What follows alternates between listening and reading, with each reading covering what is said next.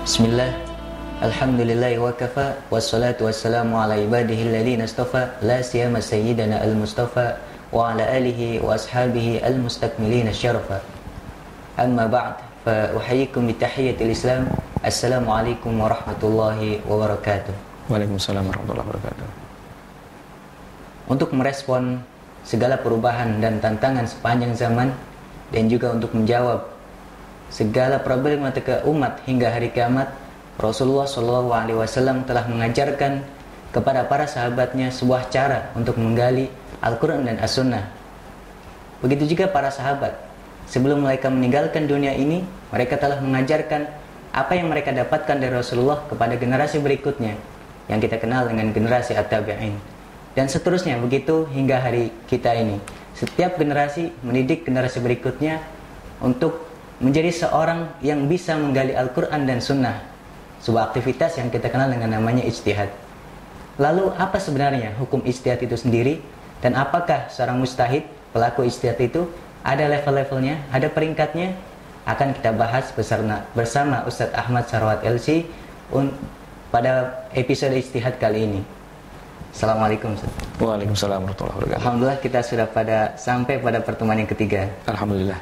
Dan pada pertemuan kali ini, yang pertama kali ingin saya tanyakan adalah tentang hukum ijtihad itu sendiri. Setelah kita tahu tentang para mujtahid di generasi sahabat dan fakta-fakta ijtihad yang terjadi di sepanjang zaman, sebenarnya apa hukum ijtihad itu? Sederhananya, hukum ijtihad itu dia bisa jadi wajib, tapi dia juga bisa jadi sunnah, bahkan dia bisa jadi makruh, bahkan haram. Jadi sama seperti sebuah tindakan atau perilaku dalam fikih, hukumnya berbeda-beda ya. Bisa Baik. mungkin sunnah. Betul. Ada hukum taklifiyah yang 5 itu ya? Iya, karena banyak faktor. Misalnya kita lihat dari faktor pelakunya.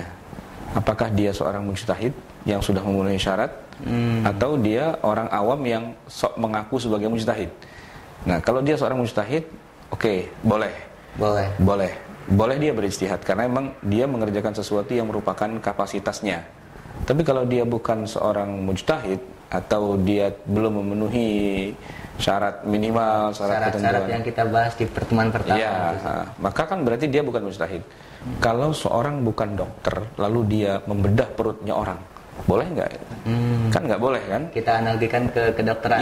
Iya, karena sebenarnya kan ijtihad itu samalah kurang lebihnya dengan sebuah profesi.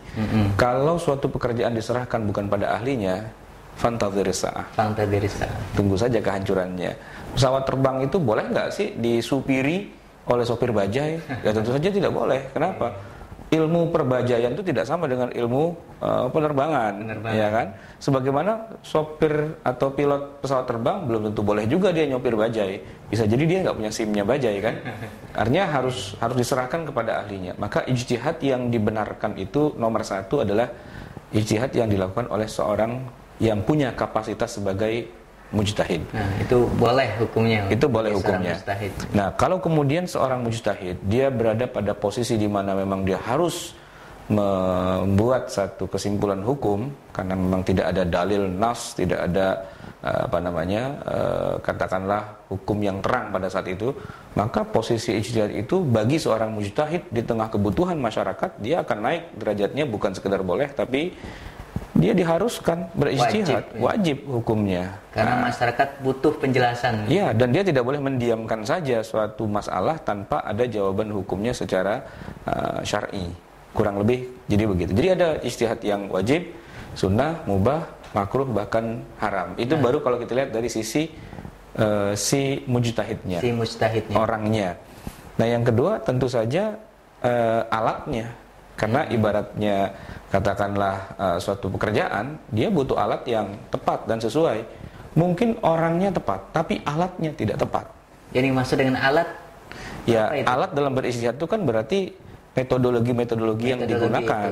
Ya, bisa saja dia seorang mujtahid, tapi dia tidak menggunakan metodologi yang benar atau yang tepat untuk satu masalah itu, sehingga hasil ijtihadnya bisa saja dikritisi karena memang tidak memenuhi ketentuan. Begitu. Belum tentu seorang mujtahid itu benar juga ketika dia berijtihad, karena harus dikritisi juga sejauh mana dia sudah menggunakan perangkat-perangkat dari ijtihad itu sendiri. Sebaliknya, Orang kalau bukan mujtahid, walaupun dia sudah menggunakan perangkat yang benar, tentu tidak bisa dibenarkan juga. Sama kan, menerbangkan 450 passenger penumpang, yaitu ada alatnya, yaitu pesawat, ya kan. Tapi kalau yang nyopir itu bukan pilotnya, ya tidak boleh juga. Artinya orang yang tepat dengan alat yang tepat di tempat atau di suatu posisi di mana memang itu dibutuhkan, maka jadilah ijtihad itu menjadi sesuatu produk yang memang bermanfaat dan didedikasikan untuk kepentingan umat Islam. Berarti yang paling penting adalah alatnya dan orangnya itu harus tepat. Minimal ada dua itu. Minimal ada dua itu. Ada dua unsur antara alat dan biasanya kalau seorang ahli, expert di bidangnya, dia tidak mau bekerja kalau tidak menggunakan alat yang sesuai. Nah, dia tidak akan, ya sudahlah, nggak usah. Katakanlah seorang tentara begitu, dia tidak akan perang kalau dia tidak menggunakan senjata yang sesuai dengan bidang yang dia kuasainya. Dia memang ahli menembak jitu, jarak 1000 meter dia bisa tembak. Tapi kalau dia cuma dibekali dengan senjata peniti atau jarum pentul, ya dia nggak bisa kerja juga karena dia bukan ahli di bidang itu. Sama kalau dokter misalnya. Nah, dokter itu disuruh membedah tapi cuma adanya silet atau golok gitu kan, ya dia nggak bisa melakukan pembedahan juga walaupun dia seorang dokter karena dia butuh tools, butuh alat. Maka yang dibutuhkan adalah selain orangnya juga alatnya yang tepat. Kalau alat di dalam ijtihad itu untuk memperjelas kepada para pemirsa, kalau tadi pilot alatnya jelas ya. Jangan sampai pilot tak hanya tahu alat-alat yang tidak sesuai untuk penerbangan. Dan dokter juga sama. Kalau alat mustahid itu apa tuh? Ya itulah metodologinya. Metodologinya. Nah, kita mengenal ilmu usul fikih itu di dalamnya adalah termuat begitu banyak metodologi dalam istinbatul ahkam, ya kan? Nah, metodologi itu harus digunakan sesuai dengan positioningnya. Tidak mentang-mentang orang tahu tentang kegunaan alat, otomatis dia langsung bisa menggunakannya. Kita tahu bahwa mesin las itu gunanya untuk mengelas nyambung dua buah logam. Tapi orang yang sekedar tahu ini alat buat ngelas, belum tentu juga dia bisa menggunakannya. Saya tahu ini ada sepeda motor, gitu kan? Apa gunanya? Gunanya buat ya dinaikin, dikendarain. Tapi tidak semua orang yang tahu sepeda motor otomatis dia adalah seorang pengendara sepeda motor yang baik, kan begitu. Maka si mujtahid dia juga harus mengetahui dengan baik dan mahir menggunakan alatnya. Jadi boleh disimpulkan kita tidak cukup hanya tahu bahwa usul fiqh itu alat untuk beristihad. Ya, kalau orang kita seperti kita nih, kita kan orang awam. Kita tahu, oh itu alatnya, oh itu ilmu usul fikihnya, alat untuk beristihad. Tapi apakah kita adalah orang yang tepat untuk menggunakan alat itu? Itu lain lagi urusannya. Nah, begitu. Jadi tidak mentang-mentang seorang yang sudah lulus belajar Raudhatun Nadhir, ya kan, kitab usul fikih, lantas dia sudah mengatakan, oh saya mujtahid. Enggak juga. Kita baru mengenal, oh ini fungsinya alat ini begini, oh cara kerjanya begini. Apalagi Raudhatun Nadhir hanya satu kitab di antara banyak kitab. Ya, makanya di situ betul. Jadi bukan sekedar tahu tentang apa gunanya alat, tapi mahir menguasai alat itu. Nah, kalau para mujtahid mutlak, dia malah pencipta dari alat itu. Pencipta otomatis karena dia disebut formula itu. Yang formula itu. Artinya Imam Syafi'i misalnya, beliau menciptakan ilmu usul fikih dan dia sangat mahir menggunakannya dan dia selalu gunakan ilmu usul fikih yang dia ciptakan itu untuk memproduksi hukum-hukum fikih. Nah, kalau orang semacam Imam Syafi'i dan imam yang lainnya, mereka lah yang kita katakan boleh untuk melakukan ijtihad. Bukan hanya boleh, mereka wajib. Karena mereka memang pencetus dasarnya, mereka adalah bahkan levelnya sudah pada level mujtahid mutlak yang paling tinggi. Itu tentang hukum. Tadi ada hukum yang boleh, wajib, kemudian yang haram, Ustaz. Ya, yang haram salah satunya pertama orangnya tidak sesuai. Yang kedua alatnya tidak benar. Yang ketiga mungkin alatnya benar, orangnya benar, tapi orangnya tidak mahir menggunakan alat itu. Ya, artinya begini. Kita ini rata-rata yang hidup di zaman sekarang boleh dibilang bukan mujtahid. Karena syurutul mujtahid seperti yang sudah kita bahas itu hampir tidak ada lagi yang memilikinya. Hampir tidak ada lagi yang memilikinya. Dan apalagi kemudian mengingat bahwa hampir semua masalah yang asasiyah, yang dasar, itu hampir sudah ada jawabannya semua di dalam kitab-kitab fikih yang turath. Bahwa kemudian di masa sekarang muncul fenomena baru yang belum ada dalam kitab fikih turath, diijtihadkan sekarang itu oke. Tetapi level kualitas hasil ijtihadnya dibandingkan dengan yang di masa lalu akan sangat jauh berbeda. Kenapa? Karena ijtihad-ijtihad yang dilakukan oleh zaman sekarang itu, dasar usul fikihnya pun juga tidak diciptakan oleh mereka sendiri, tapi tinggal mengikuti. Mereka hanya mengikuti saja. Sehingga kalau di dalam peringkat para mujtahidin itu, ya kita sebenarnya yang di masa ini, setinggi apapun ilmunya dan sebanyak apapun dan seluas apapun, kita bukanlah ahli tafsir, bukan ahli hadis, bukan ahli usul fikih dan ahli fikih sekaligus. Ya, maka kadang-kadang dibutuhkan yang namanya ijtihad jama'i, ijtihad kolektif secara berjamaah, ya, dan kemudian kualitasnya juga tidak sebanding dengan yang ada di masa lalu, walaupun tetap harus dilakukan juga. Artinya hukumnya sama, ya. Dulu ada ijtihad wajib karena permasalahannya sesuai dengan zamannya. Kemudian kita punya permasalahan untuk zaman kita sendiri. Ya. Tetap harus dilaksanakan, hanya saja dasar ijtihad itu kita tinggal meniru saja. Oleh karena itulah maka ketika para ulama di masa sekarang, saya menyebutnya ulama tapi bukan mujtahid ya. Para ulama di masa sekarang melakukan berbagai macam aktivitas ijtihad di masa sekarang, mereka tidak bisa lepas dengan menggunakan usul fikih yang sudah dibuat pada masa lalu.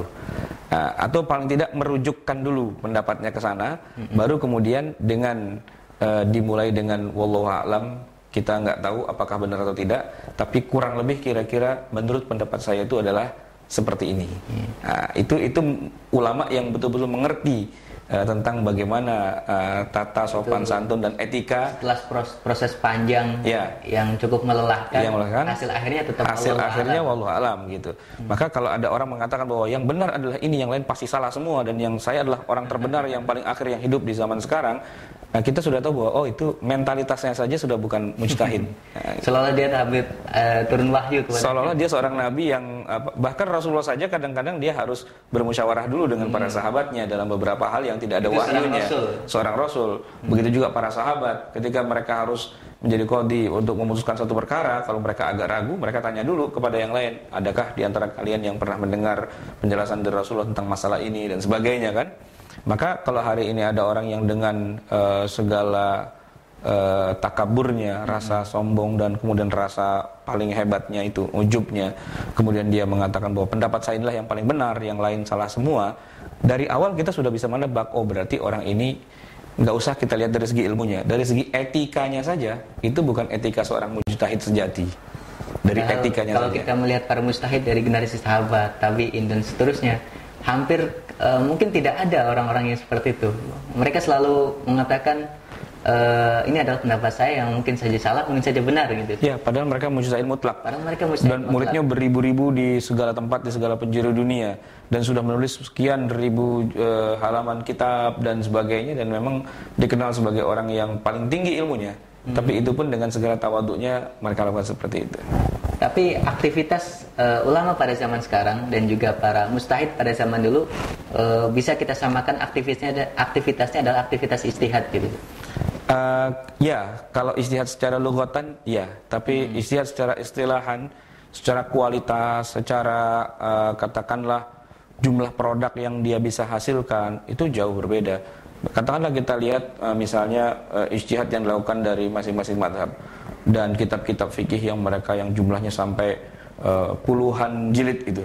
Ya kan, di masa sekarang siapa orang yang bisa menulis kitab fikih? Baru sekedar menulis saja sendirian, ya kan? Nah, itu hampir kita tidak temukan kecuali beberapa gelintir ulama saja yang menuliskan hal itu. Itu pun isinya adalah tidak lain merujuk kepada ulama yang sudah menuliskannya. Iya, artinya bukan sesuatu yang orisinal. Katakanlah kita punya kitab Al-Fiqhul Islami wa Adillatuhu yang ditulis oleh Dr.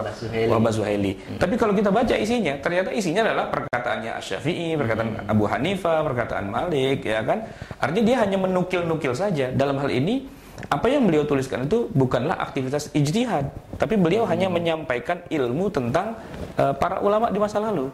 Yang ijtihad beliau betul-betul itu ada, tapi hanya beberapa halaman saja dari 8.000 halaman kitab Al-Fiqhul Islami wa Adillatuhu.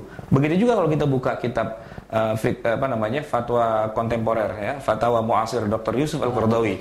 Ya, itu bukan fatwanya Qaradawi dalam arti seluruhnya pendapat dia, tapi dia cerita dulu tentang di masa lalu Abu Hanifah begini, Malik begini, Syafi'i begini dan sebagainya. Nanti bagian akhir tinggal satu paragraf dia bilang wa ana amilu ila hadzal ra'yi.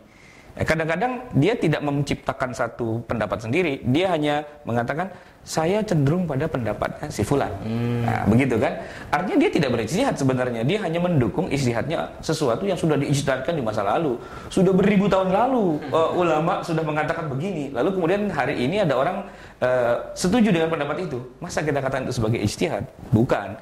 Tapi secara logotan iya, karena dia sudah bersungguh-sungguh membuka kitab yang begitu banyak. Nah, itu kalau mau dibilang ijtihad, mengerahkan segala kemampuan. Tapi dia tidak melakukan mencari banyak referensi. Ya, mencari referensi dan sebagainya. Memilih pendapat dari banyak pendapat itu yang kemudian dikatakan saya cenderung ke pendapat ini. Ya, saya ingin mengatakan bahwa ketika seorang alim di masa sekarang mengatakan saya cenderung pada pendapat ini karena saya melihat pendapatnya itu kuat, didasari hujah dan sebagainya. Pada saat itu dia bukan sedang berijtihad, dia hanya sedang mendukung ijtihad ulama di masa lalu. Tapi bukan berarti ijtihad itu tertutup. Ada yang di masa sekarang mau tidak mau harus diijtihadkan. Katakanlah misalnya Rasulullah itu berwudu dengan menggunakan air satu sok, ya kan? Dengan air satu mud berwudu. Kalau mandi janabah dengan satu sok.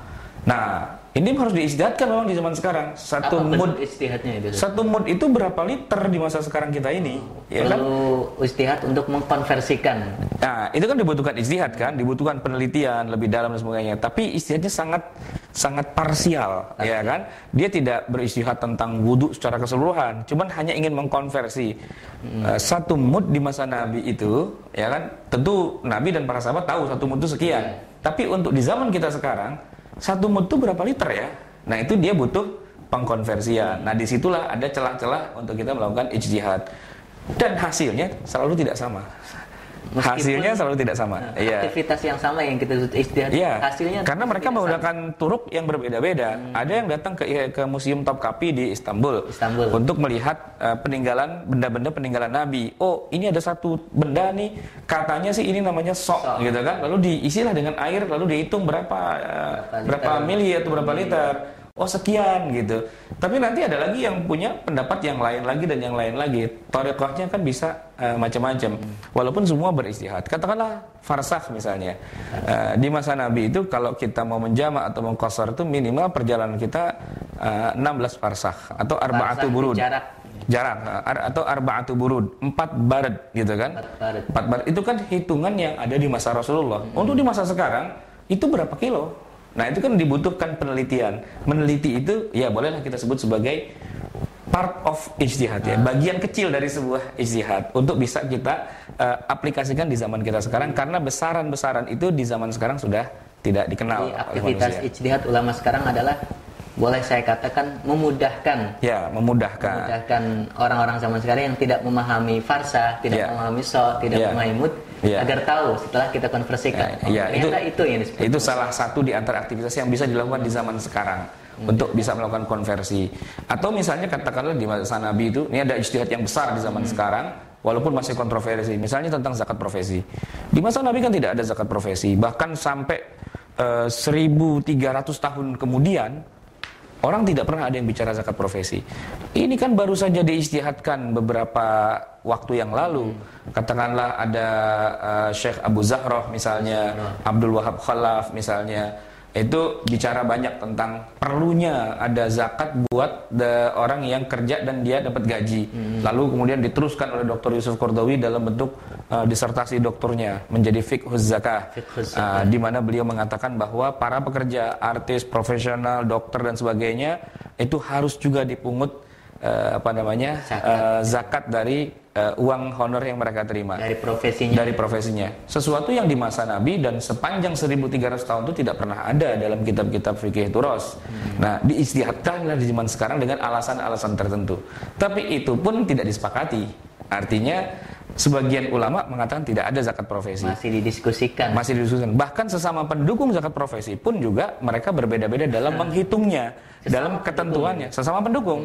Di Indonesia kita punya banyak mazhab zakat profesi, bisa sampai 12 mazhab yang berbeda. Artinya fulan punya pendapat begini, fulan pendapat itu, lembaga ini, lembaga itu dan sebagainya. Itu semua mereka berijtihad lah melakukan hal seperti itu. itu sama pendukung. Di luarnya ada yang mengatakan sama sekali tidak ada yang bisa dipakai dari semua pendapat itu karena itu mengada-ada, karena belum pernah ada di sejarah perkembangan Islam selama 1300 tahun lamanya. Oh ya, kita sudah cukup jauh melenceng dari hukum ijtihad tadi. Tadi secara umum bisa saya simpulkan hukum ijtihad itu bisa wajib atau haram bagi orang-orang yang tidak punya kualifikasi untuk sebagai seorang mujtahid. Bisa disimpulkan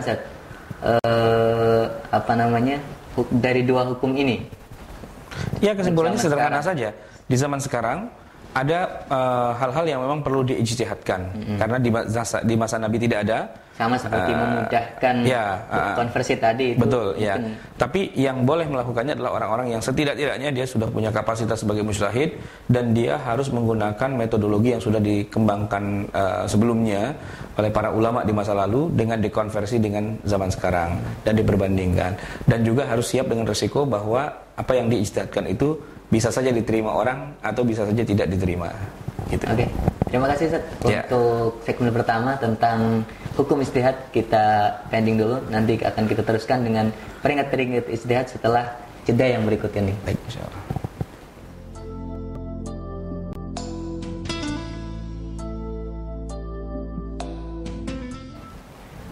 Para pemirsa, kita akan lanjutkan kembali diskusi kita tentang ijtihad. Tadi kita sudah sampai pada hukum-hukum ijtihad dan sekarang kita saatnya membahas tentang peringkat-peringkat ijtihad. Ternyata seorang mujtahid itu tidak ada dalam satu level. Ada beberapa level yang mungkin entah kita ada dalam level berapa atau malah kita bukan seorang mujtahid sama sekali. Akan kita bahas bersama Ustadz Ahmad Serwat LCMA. Ya, pertanyaan pada segmen kedua ini, Ustadz. Kalau tadi kita pahami pada segmen pertama bahwa aktivitas ijtihad ulama sekarang dan ulama yang dulu jauh lebih mudah daripada ulama dulu. Karena kita ulama sekarang hanya mengikuti apa yang sudah digariskan oleh ulama dulu, mengikuti formulanya Imam Syafi'i misalnya. Artinya jauh lebih mudah. Nah, kalau begitu berarti ada level-level ijtihad. Ini ijtihadnya mudah, kalau peringkatnya Imam Syafi'i ijtihadnya yang susah. Memang bisa kita levelkan, bisa kita klasifikasikan. Ya, memang kalau kita lihat dalam tarikh fikih ya, memang para ulama itu membagi para mujtahid ini menjadi beberapa peringkat. Setidaknya ada empat peringkat, mulai dari yang paling tinggi sampai yang paling rendah. Itu yang masuk dalam klasifikasi sebagai mujtahid. Kalau tadi pertanyaannya apakah kita masuk, tentu saja jawabannya tidak. Kita bukan mujtahid ya. Kita ada di bawahnya dari para mujtahid itu. Jangan sekali-kali mengaku seorang mujtahid. Betul ya, karena hafal Quran pun tidak kok, apalagi bahasa Arab tidak tahu. Ilmu usul fikih saja dapat nilainya jeblok ya kan. Gimana kita bisa ngaku-ngaku sebagai mujtahid begitu. Nah, kalau kita bagi empat itu, yang pertama itu adalah mujtahid mutlak istilahnya. Kenapa disebut dengan mutlak? Para ulama mengatakan karena dia tidak bergantung pada mujtahid yang lainnya. Atau katakanlah mandiri, ya? Dia mandiri, dan mutlak ini dalam arti dia memang menciptakan ilmu usul fikih, rumus atau formula, dan dia berada pada posisi yang paling tinggi ya, sehingga dia tidak memerlukan yang lainnya, sebaliknya dialah yang diikuti. Nah, dan dikatakan mujtahid mutlak ini ada tambahannya dengan istilah mustaqil. Mutlak mustaqil. Mustaqil ya dia berdiri sendiri. Ya, artinya dikuatkan lagi istilahnya ini. Nah, orang-orang seperti itulah yang dalam literatur kita disebutkan sebagai para fuqaha pendiri mazhab-mazhab besar. Berarti Imam Syafi'i, Imam Hanafi itu yang dimaksud. Ya? Kalau di zaman sekarang kita mengenal ada 4 mazhab, ya para pendiri dan pemimpinnya itulah para mujtahid mutlak. Mutlak mustaqil. Jadi Imam Abu Hanifah, kemudian Imam Malik, kemudian Imam Asy-Syafi'i, Imam Ahmad bin Hanbal. Itu yang kita kenal di masa sekarang pendiri mazhab, para pendiri mazhab. Walaupun di masanya sebenarnya ada juga para mujtahid yang mutlak mustaqil juga. Hanya masalahnya keberadaan mazhab-mazhab itu tidak terus-menerus ada. Kadang-kadang hilang, kadang-kadang muridnya pindah kepada mazhab yang lain ya, dan berbagai macam hal lah. Maka yang kita kenal hanya tinggal 4 ini saja. 4 itu pun sudah banyak sebenarnya. 4 itu sudah banyak. Sudah banyak karena mereka sudah kita bahas, mereka punya banyak madrasah, punya banyak literatur dan seterusnya dan seterusnya. Nah, di bawahnya mujtahid mutlak ini ada juga mujtahid mutlak ghairu mustaqil. Mutlak ghairu mustaqil. Mutlak ghairu mustaqil. Siapa mereka? Mereka adalah orang yang sebenarnya sudah mujtahid mutlak juga. Tapi dikatakan ghairu mustaqil karena mereka masih menggunakan formula dari gurunya yang mujtahid mutlak mustaqil itu. Jadi istihadnya mereka lakukan, berbeda hasilnya kadang-kadang dengan apa yang diistihadkan oleh sang guru, tapi mereka menggunakan metodologi, menggunakan formula, menggunakan usul fikih yang sudah diciptakan oleh gurunya. Ada kemungkinan antara sang guru pencipta formula dengan murid yang mengikuti formula itu memiliki konklusi hukum yang berbeda. Iya, banyak terjadi perbedaan. Banyak terjadi malah. Ya, nah ini setiap mazhab itu punya mujtahid yang level nomor 2 ini. Misalnya kalau di mutlak ghairu mustaqil ini. Mutlak ghairu mustaqil. Misalnya kalau dalam mazhab Hanafi itu kita mengenal 2 orang murid yang ternama, ya, Abu Yusuf dan Muhammad. Al-Qadi Abu Yusuf. Al-Qadi Abu Yusuf. Kemudian ada juga ada Zufar misalnya, itu juga levelnya dimasukkan oleh para ulama sebagai mujtahid mutlak ghairu mustaqil. Kalau bermazhab Hanafi.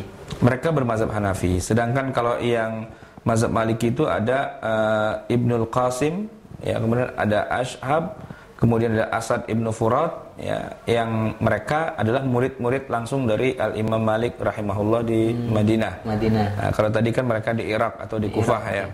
Adapun kalau mazhab Syafi'i itu ulamanya antara lain adalah Al-Buwaiti, Al-Muzani.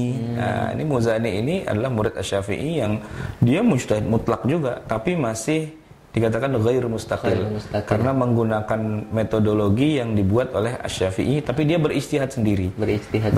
Bahkan kitab Al-Yang ditulis Asy-Syafi'i oleh beliau di semacam dibikinkan ringkasannya dengan dibikin bab-babnya yang lebih sempurna atau lebih spesifik, disebut dengan kitab Mukhtasar Al-Muzani. Itu yang dikenal dengan Mukhtasar Al-Muzani. Mukhtasar Al-Muzani, iya. Kalau di mazhab Hambali ada Abu Bakar Al-Asram, Abu Bakar Al-Marwazi, dan yang lain-lainnya yang dikatakan oleh Ibnu Abdin itu sebagai mujtahid mutlak ghairu mustaqil. Mereka itu. Siapa aja tadi yang dari Hambali itu? Yang Hambali ada Abu Bakar Al-Asram, Abu Bakar Al-Marwazi. Ya, di antaranya, ya, sebenarnya masih banyak lagi. Cuman saya ingin mengatakan bahwa mereka itu peranannya di situ. Mereka adalah murid langsung dari para imam mazhabnya, menggunakan bahkan bukan sekedar menggunakan, kadang-kadang mereka malah menuliskan kitabnya seperti Abu Hanifah. Abu Hanifah tidak menulis sendiri kan dengan tangannya, tapi muridnya lah yang kemudian menuliskannya mazhabnya, baik usulnya ataupun hasil fikihnya. Tapi mereka sebagai murid pun mereka berijtihad juga, karena biasanya kan mereka hidup sesudah dari masa gurunya wafat. Nah, mereka berijtihad juga dengan ijtihad sendiri yang kadang-kadang hasilnya tadi tidak selalu sama. Meskipun formulanya sama. Kira-kira penyebabnya apa, Seth? Ya, gampang saja. Formula yang sama, kemudian konklusinya malah beda. Karena kan masalahnya bisa jadi zamannya berubah dan tempatnya berubah, ya kan? Dengan zaman berubah dan tempat berubah, maka walaupun sangat besar pengaruhnya. Itulah kenapa para sahabat itu punya fatwa yang berbeda-beda. Salah satu faktornya adalah karena para sahabat itu tinggal di negara yang berbeda. Ya kan, Ibnu Umar tinggal di Madinah, nanti Ibnu Abbas tinggal di Mekah. Kondisi budaya masyarakat Mekah dan Madinah, walaupun kalau kita dari Indonesia melihatnya itu sama-sama Arab, tapi di sana ternyata mereka beda. Ya, kita melihatnya orang Arab semua mukanya sama, sebagaimana kita mendarat di Beijing, semua orang tuh mukanya sama semua. Kok semua orang bersaudara ya? Padahal enggak. Sebagaimana mereka orang Arab kalau mendarat di negeri kita, mereka bilang ini orang se-Indonesia kok sama semua wajahnya. Ternyata tidak, karena kondisi masyarakatnya beda, alamnya beda, geografisnya beda, budayanya beda, semuanya beda, orofnya beda dan sebagainya.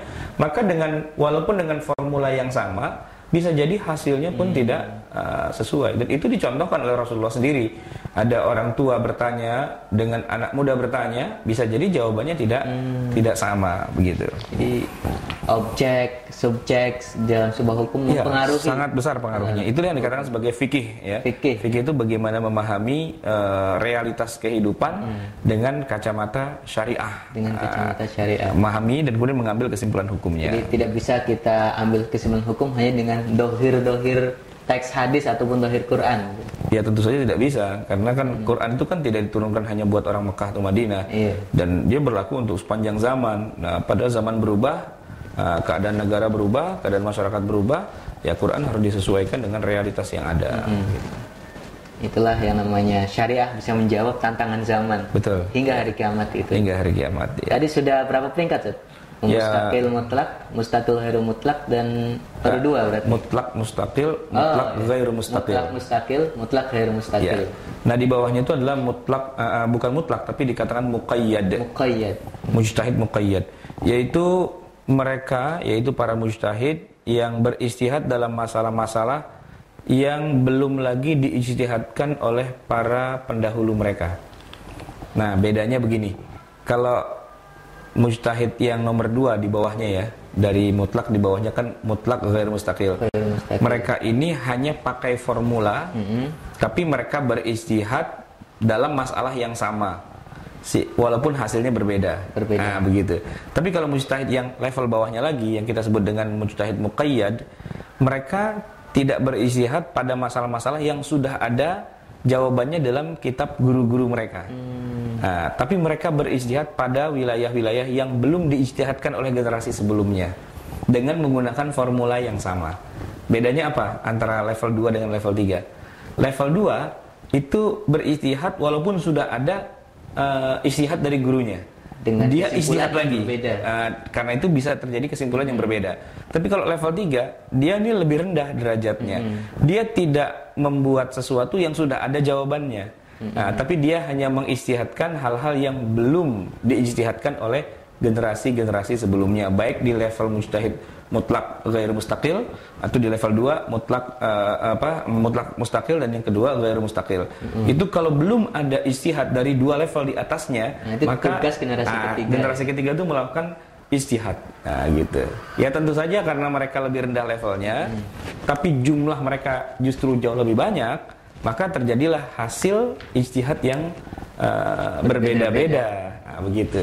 Nah, hasil ijtihad yang berbeda-beda itu kemudian nanti di generasi berikutnya, atau katakanlah di level yang paling akhir yang kita sebut dengan mujtahid tarjih, ya, mereka mentarjih. Mentarjih itu memilih mana dari pendapat-pendapat itu yang berbeda-beda, baik perbedaan di level 3 atau antara level 3 dengan level 2, atau juga dengan level pertama, yaitu mujtahid mutlak. Itu kan ada banyak perbedaan. Jadi, bukan hanya perbedaan di level 3 itu, Ustaz. Bukan hanya di level 3, tapi 3, 2, antara 3, 2, dan 1 kan itu perbedaan juga. Nah, mereka lah yang melakukan istilahnya memilihkan kepada umat. Ini kan banyak banget hasil istihadnya ini. Jadi yang mana gitu kan? Untuk kondisi kita, untuk masyarakat kita, untuk zaman kita, untuk generasi kita. Nah, jadi yang nomor terakhir ini, yang nomor 4 mujtahid tarjih ini, sebenarnya mereka tidak beristihad, tapi mereka hanya memilihkan hasil-hasil istihad, tapi dengan memberikan dalil-dalil atau menguatkan dalil-dalilnya yang dipilih itu. Jadi dia mentarjih dengan tentu saja memberikan dalil-dalil yang kuat. Nah, itu kalau di dalam madhab, katakanlah kita madhab Asy-Syafi'i di Indonesia, itu ulama semacam Al-Imam An-Nawawi rahimahullah, itu mujtahid tarjih. Itu dari 4 peringkat dia sudah paling bawah, gitu kan? Atau Al-Imam Ar-Rafi'i, ya, Ar-Rafi'i di madhab Syafi'i. Nah, cirinya adalah mereka menulis kitab yang sangat banyak sekali jumlah halamannya, karena dia harus sebutkan dulu semua pendapat, lalu kemudian dia carikan mentarjih di antara semua itu.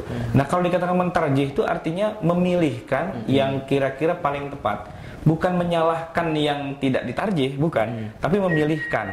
Nah, pemilihan itulah yang kemudian membuat mereka dianggap juga masih sebagai mujtahid juga. Karena kan memberikan dalil-dalil yang kuat juga di dalamnya. Aktivitasnya sedikit berbeda dengan mujtahid sebelumnya. Betul. Nah, itu kalau dalam mazhab Syafi'i. Kalau dalam mazhab Hanafi itu ada Al-Quduri. Kemudian di dalam Maliki itu ada di dalam Al-Maliki ada Al-Khalil, kemudian di dalam mazhab Syafi'i tadi sudah ada Ar-Rafi'i dan Al-Imam Nawawi. Nah, kalau di dalam mazhab Hambali itu ada Al-Mardawi dan Al-Kalwazani, Al-Baghdadi dan seterusnya. Nah, mereka itu yang melakukan ijtihad tarjih, memilihkan untuk umat mendapat yang mana yang paling kuat menurut masing-masing dari. Tetapi perlu digarisbawahi bahwa mentarjih itu bukan menyalahkan yang satu dan membenarkan yang lain, tidak. Tapi semua itu benar, tapi dia pilihkan mana yang menurut dia paling cocok untuk satu masyarakat, untuk satu umat dengan dalil-dalil yang memang dikuatkan oleh mereka. Tapi tidak menyalahkan, ya. Atau malah memerangi gitu, tidak. Nah, tidak seperti itu. Itu aktivitas mujtahid tarjih. Ya, itu berarti paling rendah, yang paling bawah. Yang keempat itu dari mustahid mutlak mustaqil, kemudian mutlak ghairu mustaqil, dan yang ketiga muqayyad, dan yang terakhir mustahid tarjih. Ya. Masih ada lagi, Ustaz? Sudah habis di situ. Sudah habis. Nah, di bawahnya nanti ya bukan mustahid. Oh, bukan mustahid. Nah, itu muqallid nanti sudah. Mungkin menarik kita akan membahas muqallid, tapi kita membahasnya nanti pada segmen yang ketiga, Ustaz. Insyaallah. Para pemirsa, kita akan lanjutkan kembali dengan pembahasan tentang muqallid tadi, dengan pembahasan yang akan semakin menarik di segmen yang ketiga. Jangan kemana-mana setelah yang satu ini.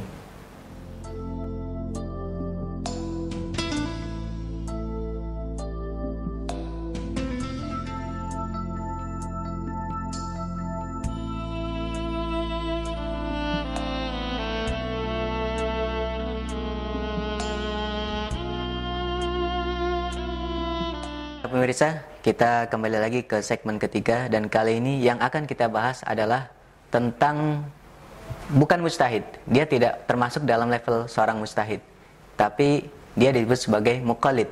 Lalu siapakah para muqallid itu, atau orang yang disebut sebagai pengikut para mujtahid itu, akan kita bahas pada segmen yang ketiga ini. Ya, Ustaz, siapa yang namanya muqallid itu? Iya, tadi ada sedikit yang terlewat ya. Jadi ada sebagian ulama yang membuat peringkat mujtahid itu bukan hanya 4, tapi di bawahnya lagi masih dianggap sebagai mujtahid. Oh, ada mujtahid lain? Ya, tapi ini memang agak sedikit menjadi sedikit kontroversi. Yaitu yang disebut dengan istilah mujtahid fatwa. Mujtahid fatwa. Jadi ada 5 setelah mujtahid tarjih yang keempat. Boleh kita bilang ada 5, ya, walaupun ada juga yang versinya 4. Antara 4 dan 5 itulah, karena kemujtahidan mereka ini yang nomor 5 ini sebagian tidak sepakat. Hampir sama mungkin. Ada kemiripan. Jadi begini, kalau tadi kita sebutkan di dalam kriteria mujtahid yang paling bawah nomor 4 tadi itu ya, mujtahid tarjih. Ya. Dia akan memilihkan di antara sekian banyak pendapat itu mana nih yang kira-kira paling kuat. Dan ketika dia memilihkan mana yang paling kuat, dia memberikan dalil. Nah, dalilnya itu kuat juga. Nah, makanya dikatakan sebagai mujtahid. Katakanlah Al-Imam Nawawi dari mazhab Syafi'i. Dari mazhab Syafi'i itu melakukan hal itu. Nah, di bawahnya itu adalah mujtahid yang nomor 5 yang disebut mujtahid fatwa. Apa bedanya? Bedanya begini, mereka juga sifatnya memilihkan juga dari sekian banyak fatwa-fatwa itu. Mereka juga tahu mana yang dalilnya kuat, mana yang dalilnya lemah, gitu kan? Nah, tetapi mereka tidak bisa memberikan dalil mana yang dia kuatkan itu. Nah, jadi dia hanya menggunakan ya dalil-dalilnya orang lain saja dan hanya memberikan dukungan. Oh ya, dalilnya kuat itu. Bedanya di situ. Bedanya di situ. Nah, jadi kan tipis sekali sebenarnya kan begitu. Tapi ini tidak tipis sebenarnya, karena orang yang bisa membuat dalil dengan yang hanya sekedar mengikuti dalilnya atau mendukung dalilnya orang, ya saya juga bisa dong mendukung dalilnya siapa begitu kan. Saya tahu ini pendapat lemah, ini kuat gitu, karena saya lihat dalilnya bagus. Nah itu kan. Nah, barangkali tarjih inilah yang banyak dilakukan orang di zaman sekarang. Dia tidak mengeluarkan dalil, dia hanya melihat, wah kayaknya yang itu kuat deh, saya milih yang itu Lalu orang lain saya kasih tahu, pilih yang itu aja tuh, kayaknya itu dalilnya kuat deh. Itulah mujtahid fatwa. Itulah mujtahid fatwa. Yang menurut sebagian orang itu bukan mujtahid katanya. Kenapa? Lawang dia cuma milih-milih saja. Cuma milih-milih, dan dia sendiri tidak mengeluarkan dalil, tidak menggunakan metode istimbat ahkam, tidak, dia tidak melakukan istimbat dengan menggunakan usul fikih dan sebagainya. Dia hanya istilahnya hanya membeberkan apa kata para ulama sebelumnya, lalu dia tahu oh ini kuat, ini lemah, lalu dia mengatakan oh yang ini kuat loh, gitu. Sudah begitu saja berhenti. Nah, karena itulah sebagian orang mengatakan itu bukan mujtahid sebenarnya, tapi itu ya di luar dari peringkat mujtahid. Nah, siapakah kira-kira yang masuk dalam kelompok ini? Figurnya siapa? Figurnya siapa saja? Nah, saya punya beberapa catatan. Di antara mereka misalnya adalah para imam pengarang dari kitab-kitab mutun, kitab matan yang terkemuka dari kalangan imam yang sudah hidupnya mutaakhir di masa-masa berikutnya. Misalnya seperti penulis Kanzul Ummal itu, ya kan? Atau pengarang Ad-Dur Al-Mukhtar, atau penulis Majma' Al-Anhar, ya dari kalangan mazhab Hanafi. Di mazhab Asy-Syafi'i itu ya kurang lebihnya adalah Al-Imam Ibnu Hajar Al-Asqalani. Nah, itu beliau bukan mujtahid yang levelnya 1 2 3 4, tapi dimasukkan di level yang paling kelima, bawah kalau itu kita sepakat. Gitu. Nah, baru di bawahnya lagi itu adalah orang awam. Setelah mujtahid fatwa itu. Ya. Orang awam itu artinya orang yang tidak punya kemampuan untuk melakukan ijtihad. Dia bukan dokter dan dia tidak tahu alatnya apa. Dia juga tidak memilikinya, tidak mahir menggunakannya dan sebagainya. Jadi kalau dia seorang pasien, dia cuma bertanya saja, konsultasi ke dokter. Ya, dalam hal ini dia jadi pasien lah. Dalam hal ini jadi pengikut pasien aja berarti. Ya, itu yang disebut muqallid berarti. Itu yang disebut muqallid. Istilah yang banyak digunakan oleh para ulama adalah muqallid. Walaupun ada juga yang menghaluskan istilahnya, bahwa muqallid itu masih dibeda-bedakan lagi. Nanti ada yang lebih sedikit paham, itu disebut dengan istilah muttabi. Ada istilah muttabi. Ya, tapi sebenarnya istilah muttabi itu tidak sama dengan mujtahid, dan dia tidak bisa dimasukkan dalam kelompok mujtahid. Bahkan mujtahid yang level 5 pun saja itu masih sekelas Ibnu Hajar loh, ya kan? Sekelas Ibnu Hajar saja masih ada orang yang mengatakan oh itu bukan mujtahid gitu. Beliau seorang al-hafid. Padahal dia seorang ahli hadis, ya kan? Nah, maka para orang yang sudah ada di luar ini, dan itu adalah seluruh umat manusia, itu rata-rata bukan dokter, bukan mantri, bukan perawat, bukan awak medis, tapi adalah pasien, masyarakat umum. Ya, pasien memang harus datang ke dokter. Tapi ada perbedaan level di antara para pasien itu, Zat? Itu tadi, ada sebagian yang mengatakan ada pasien yang rada melek sedikit dengan ilmu kesehatan. Itu yang dihaluskan dengan istilah muttabi. Dengan istilah muttabi gitu. Misalnya ada pasien datang ke dokter. Dok, kok saya merasa begini-begini ya? Apa saya sakit ini, apa sakit itu ya? Nah, dia bertanya banyak kepada dokter. Lalu dokter menjelaskan. Terus dia rada-rada nyambung sedikit lah. Oh, kalau pakai obat ini begini ya dok, kalau pakai obat itu begini ya. Dia kan tahu sedikit-sedikit tentang obat, tentang apa masalah. Ada pasien cerdas memang gitu. Tapi yang namanya pasien cerdas kan tetap saja bukan dokter, bukan paramedis gitu loh. Tidak bisa. Oh, saya pasien cerdas loh. Terus dia buka praktek begitu kan nggak boleh gitu kan. Nah, selama orang itu bukan awak medis, bukan istilahnya dokter dan sebagainya, maka levelnya adalah pasien. Ya, pasien tetaplah pasien, pasien cerdas. Pasien. Walaupun dia cerdas, walaupun mungkin dia pernah kuliah di Fakultas Kedokteran lalu DO di level 3 misalnya gitu kan. Tetap saja dia bukan dokter. Kan? Bukan dokter. Maka semua orang itu masuk yang bukan di luar mujtahid berarti masuk di dalam level muqallid. Walaupun ada muqallid cerdas, kemudian ada muqallid yang rada cerdas gitu kan. Nah, ini perlu juga dipahamkan bahwa tidak semua istilah taklid itu buruk, ya kan? Karena dalam hal ini muqallid ini ya kita semua umat Islam secara keseluruhan itu adalah muqallid, kecuali yang mujtahid. Dan berapa sih jumlah mujtahidnya kan? Kalau dibilang taklid itu buruk, ya berarti kita semua adalah orang buruk semua. Dan tidak mungkin membuat seluruh umat Islam itu menjadi mujtahid. Malah ya mungkin kan? Kalau tadi kan ada pembagian hukum ijtihad, ada yang haram, ada yang wajib. Nah, muqallid itulah yang kita masukkan sebagai ijtihad haram. Kalau muqallid dia beristihad, itu keliru, nggak boleh kan? Muqallid itu apa? Muqallid itu ya dia yuqallid, mengikuti saja. Mengikuti apa yang sudah diajarkan oleh para ahli ijtihad gitu. Dia tidak boleh mengatakan sudahlah, mujtahid itu manusia juga, saya juga manusia, maka manusia dengan manusia itu tidak perlu saling mengikuti. Ya, nggak bisa begitu. Kita nggak bisa mengatakan dokter itu manusia, saya juga manusia, saya juga bisa sama saja bisa membedah, bisa membedah juga. Ya nggak bisa, karena ada orang yang expert di bidangnya, ada orang yang tidak expert di bidangnya, dan dalam masalah ilmu hukum fikih ada ahlinya. Maka Nabi mengatakan fas'alu ahlan dzikri. Al-Qur'an itu Al-Qur'an. Ya, Al-Qur'an fas'alu ahlan dzikri in kuntum la ta'lamun. Kalau kamu nggak paham ya ikutilah. Maka Nabi pun mengatakan mewajibkan demikian juga, ya bertanya. Obatnya tidak tahu tuh bertanya. Ketika ada sahabat Nabi yang ngasih fatwa sembarangan. Syifaul ai as-su'al itu. Syifaul ai as-su'al itu sabda Nabi. Nah, oleh karena itu kita sudah bahas pada pertemuan sebelumnya kan bahwa dari 124.000 sahabat yang mujtahid itu hanya 130-an saja. Sahabat saja tidak bisa kita masukkan begitu saja menjadi level mujtahid. Walaupun mereka ya ma'asafaratil kiramil bararah, ya kan, mereka adalah orang-orang yang mulia, tapi kemuliaannya itu tidak secara otomatis membuat mereka adalah ahli dalam masalah ijtihad, istinbat hukum tidak demikian.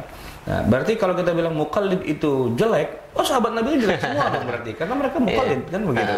Berarti para generasi salafun salih itu jelek semua dong, karena mereka juga muqallid. Tidak, muqallid itu tidak jelek. Jadi taklid itu benar, asalkan yang ditaklidi adalah orang yang benar. Nah, yang tidak boleh itu kita muqallid kepada sesama muqallid. Nah, itu yang nggak boleh. Kita nanya itu kepada dokter, bukan nanya kepada sesama pasien. Ya kalau pasien mah dia akan cerita dengan pengalamannya dia sendiri. Oh, saya pengalaman waktu saya sakit ini, saya disuntik ini, disuntik itu dan sebagainya. Ya itu kan penyakitnya dia kan gitu. Nah, kita tidak boleh bertanya kepada pasien. Enggak, saya nggak mau ke dokter, saya mau nanya sama pasien-pasien aja. Kira-kira mereka dikasih obat apa ya? Itu aja ntar yang saya pakai. Ya matilah dia kan, masalah obat. Karena kan jadi pasien harus cerdas bertanya kepada siapa. Oh iya. Dan seorang pasien juga harus tawadu. Jangan harus tawadu juga menjadi seorang dokter. Dia nggak berhak sama sekali. Dokter saja harus tawadu, apalagi pasien. Pasien. Nah, tapi biasanya kenyataannya memang begitulah. Ada beberapa pasien yang sok dokter gitu. Biasanya orang yang punya ilmu itu tawadu. Yang nggak punya ilmu, wah itu lagunya itu ilmu padi itu. Nah, kelakuannya udah merasa lebih pinter dari dokter itu sendiri. Mengatakan dokter tuh salah, dokter tuh nggak ngerti gini-gini. Saya ini loh. Padahal dia nggak pernah kuliah di fakultas kedokteran, nggak pernah belajar ilmu tentang penyakit dan sebagainya gitu. Tapi menganggap dirinya adalah orang yang ahli di bidang itu sambil menyalah-nyalahkan orang dan membenarkan dirinya sendiri.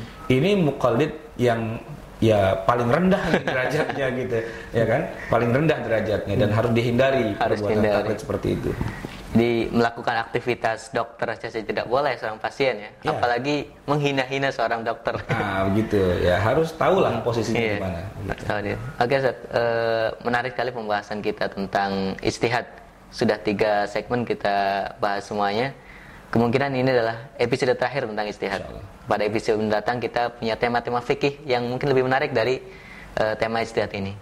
Para pemirsa, kita telah berada pada ujung acara kita, sampai pada bincang-bincang fikih kita pada episode berikutnya.